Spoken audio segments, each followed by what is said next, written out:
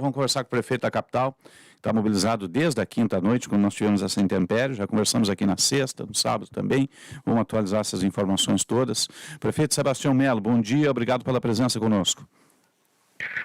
Osíris, um abraço para ti, para o Sérgio, para os nossos ouvintes. Bom dia, prefeito.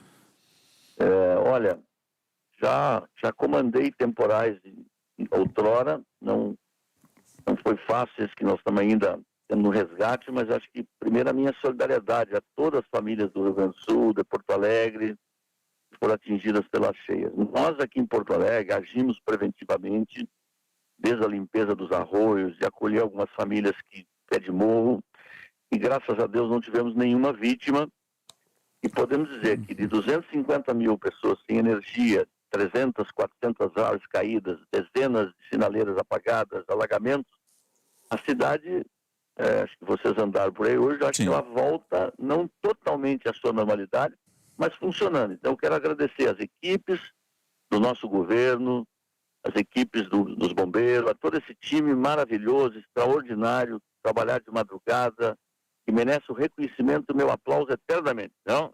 Sim. Qual é a situação das casas de bombas hoje? A Equatorial já reconectou a energia elétrica, já refez o abastecimento? Nós elegemos prioridades desde da madrugada e da sexta-feira de manhã, porque quando há um temporal desse, você tem que eleger prioridades. Primeiro é para abastecimento de água. Não há água e não há tratamento de água, muito menos bombeamento de água, se não tem energia. Então nós tivemos, ficaram 15 horas, especialmente em duas estações de tratamento, que é a São João e o Belém Novo, só 15 horas depois foram reparar energias. Então, muita gente sem água e sem energia também, mas a energia chegou em muitos lugares antes da água.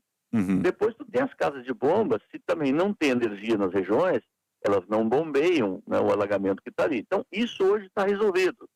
Nós temos problemas pontuais, por exemplo, ali perto da Igreja Navegantes, ali no viaduto ali, nós temos um problema sério, já determinei que o PEMAI faça um esforço gigantesco ali para resolver, como tem na Ponta Grossa, como tem na Três Maiense, como tem na Zona Norte, em alguns lugares. Agora, um fator decisivo foi nós ter limpado os arroios no tempo adequado. Fazia tempo que não se limpava os arroios, e acho que isso ajudou muito para que o escoamento da água, entendeu? Corresse um pouco normal. Então, agora, eu acho, Osiris, que não adianta a gente só falar da tragédia para trás, né? Sim. Eu acho que o governo federal, o governo estadual, o governo municipal, isso não vale só para Porto Alegre, vale para São Paulo, vale para Goiânia, todos os lugares que nós temos que ter uma política de enfrentamento climática no Brasil que não pode só falar depois que a coisa aconteceu. Isso está errado. Todo mundo sabe disso e não toma atitude. Então nós em Porto Alegre, com os limites que temos, nós temos feito esforço gigantesco. Agora, nós sozinhos não temos condições. Por exemplo, o radar que nos atende aqui... É em Canguçu, né? Tá localizado em Canguçu, por exemplo. Isso é um negócio inaceitável, entendeu? O que precisa para resolver isso, prefeito? Porque houve um envolvimento agora do governo do estado, do governo federal, 2 ministros vieram aqui, os municípios evidentemente que envolvidos diretamente. Essa integração só funciona na emergência e não tem um órgão que faça essa costura e também o orçamento, né, que é necessário. Deixa eu te dizer o seguinte, eu não recebi nenhum telefonema do governo federal, de nenhum ministro. Eu sei que o estado é maior do que o município de Porto Alegre, mas eu não tive nenhum contato do governo federal. Espero que o governador, que nos representa no estado, possa também, dentro dessa governança, e tenho certeza que vai olhar para Porto Alegre também. Eu acho que tem coisas a curtíssimo prazo, a médio e longo prazo, né? Curtíssimo prazo, eu acho que Porto Alegre precisa dar um jeito de ter, entendeu, geradores próprios nas bombas, porque isso é um fator decisivo quando tem alagamento. O que precisa ser feito para ter isso? Como? O que precisa ser feito para ter o gerador? Dinheiro, muito dinheiro. Né? Então é o seguinte, médio prazo, áreas de risco, esse é um grande problema, porque uma chuvarada desse tamanho ou outra parecida, ela sempre vai vir com sérios problemas nas periferias. Então você tem 27 bacias hidrográficas, você tem bem identificadas as suas áreas de risco. Agora, como é que você faz uma governança para resolver a área de risco?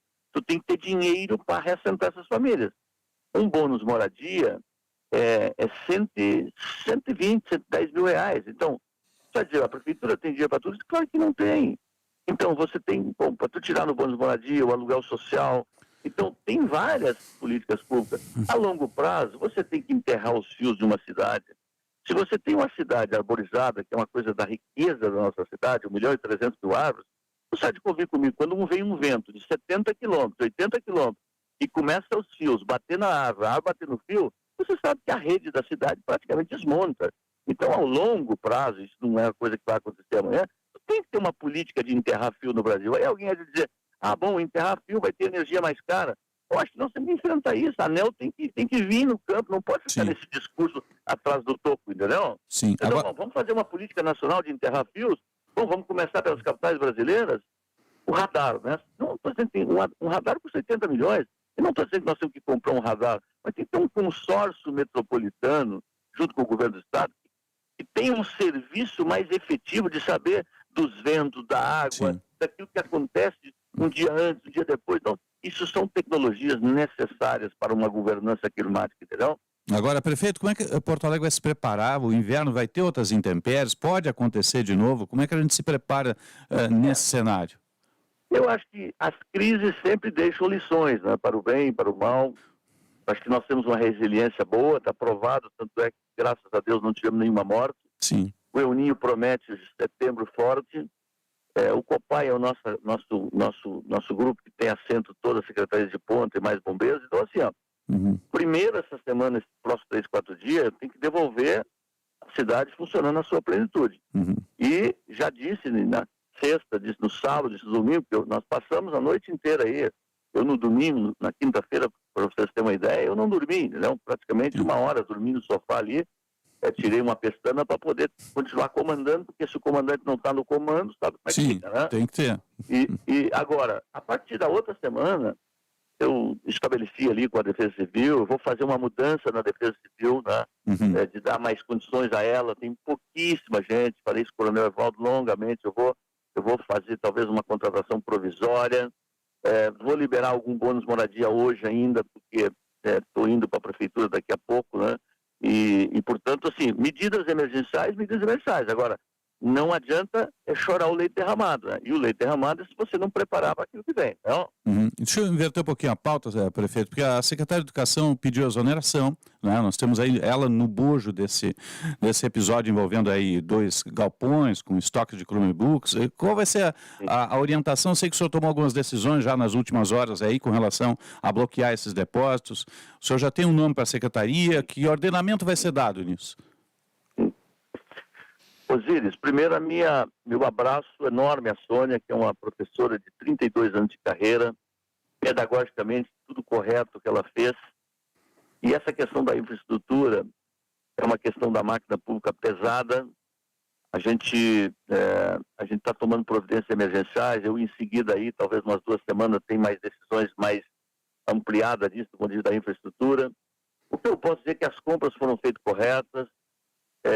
Acho que ter um aluno da periferia com um computador na mão para dialogar com o século XXI, para poder buscar o empreendedorismo, entendeu? Eu acho que isso aí só discute o depósito e a infraestrutura, mas não discute se esses computadores são importantes para melhorar a educação. E são.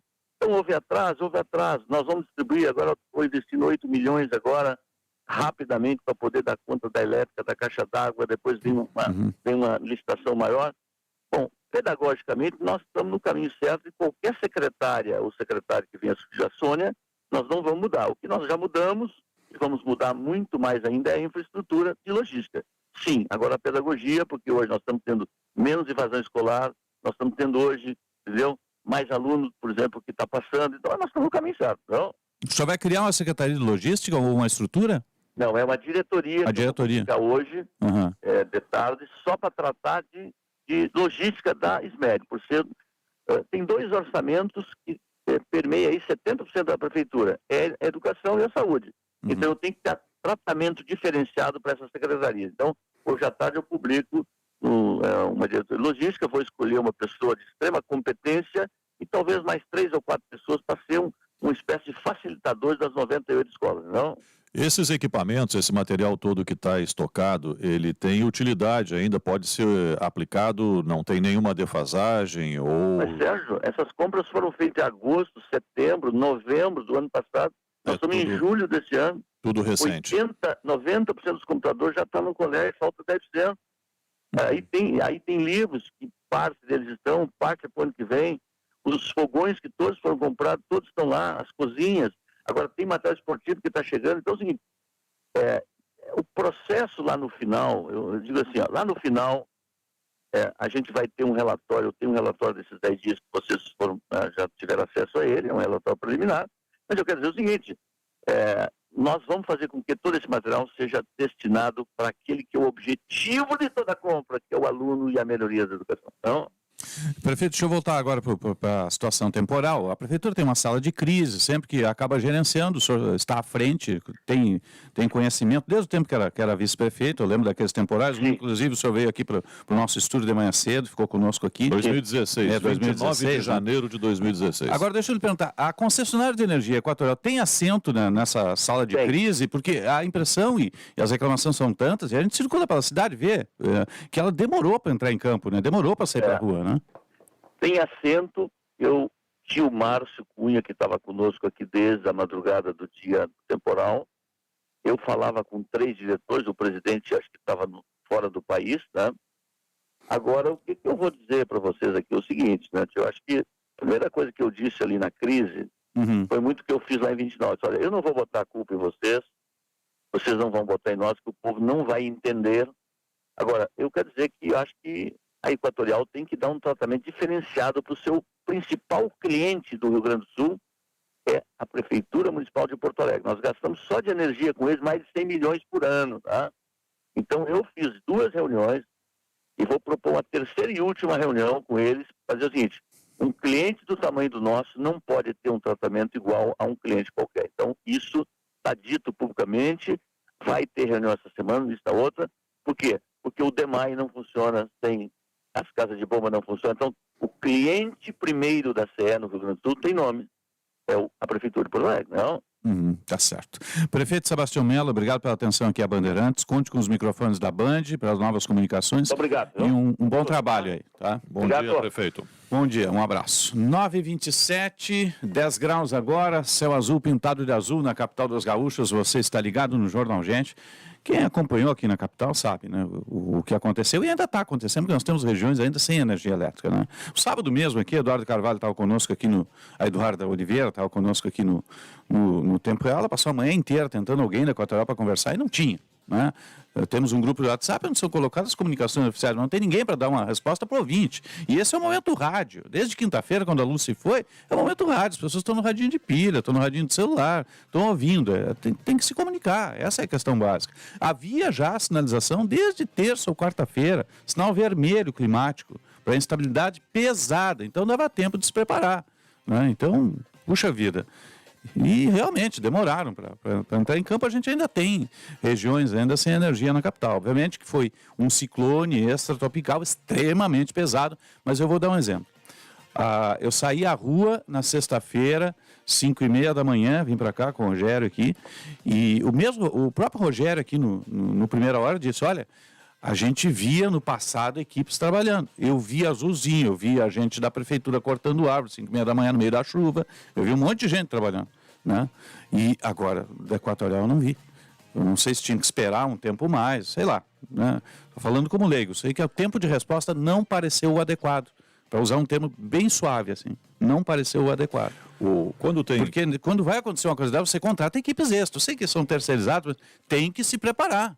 Tem que esperar, ainda mais na capital, que é a capital mais arborizada do país. Né? O prefeito falou aí 1.300.000 árvores. E falando em árvores, quando uma árvore de grande porte cai, seja sobre uma casa ou sobre a rede de telefonia, rede elétrica, a remoção da árvore tem que ser feita primeiro. Né? Vou dar um exemplo. A IPTC isola. Se for uma árvore pequena, ela até pode fazer alguma movimentação, mas ela tem que esperar alguém da Secretaria Pública para fazer a retirada.